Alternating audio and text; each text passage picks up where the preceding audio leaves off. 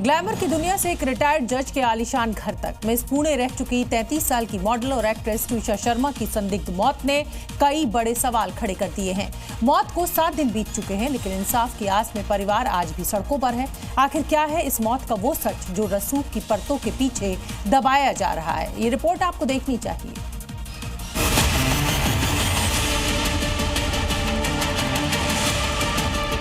दिसंबर 2025 में जिस ट्विशा शर्मा ने बड़े अरमानों के साथ भोपाल के वकील समर्थ सिंह से शादी की थी, उसे क्या पता था कि महज 5 महीने में उसकी जिंदगी का ऐसा दर्दनाक अंत होगा।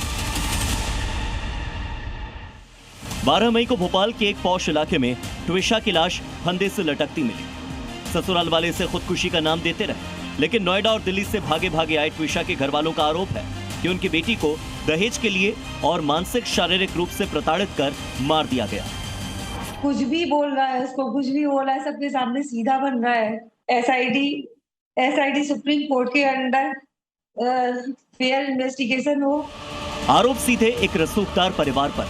ट्विशा की सास गिरिबाला सिंह कोई आम महिला नहीं, बल्कि एक रिटायर्ड जज है, और शायद यही वजह है कि केस दर्ज होने में महज 18 घंटे के भीतर पूर्व जज सास को उम्र और रसूख का हवाला देकर अग्रिम जमानत भी मिल गई। इसी बात से भड़का ट्विशा का परिवार पिछले कई दिनों से भोपाल की सड़कों पर भटक रहा। नौबत यहां तक आ गई है कि इंसाफ के लिए पूरा परिवार मुख्यमंत्री मोहन यादव के बंगले के बाहर धरने पर बैठ गया। जैसे जैसे घड़ी की सुइयां आगे बढ़ रही हैं, इस मामले में सस्पेंस और ज्यादा गहराता जा रहा है। ट्विशा की पोस्टमार्टम रिपोर्ट सामने आई और इस रिपोर्ट ने खुदकुशी के दावे पर बड़े सवाल खड़े कर दिए।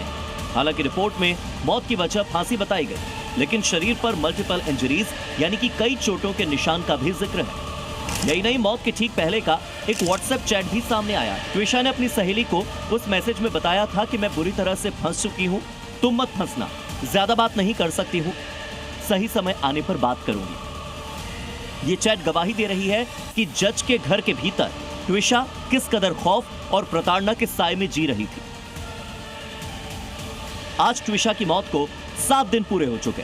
हिंदू रीति रिवाजों में मौत के तुरंत बाद अंतिम संस्कार कर दिया जाता है, लेकिन यहाँ एक बेबस परिवार अपनी बेटी की लाश को भोपाल एम्स के शवगृह में छोड़कर सड़कों पर लड़ने के लिए मजबूर।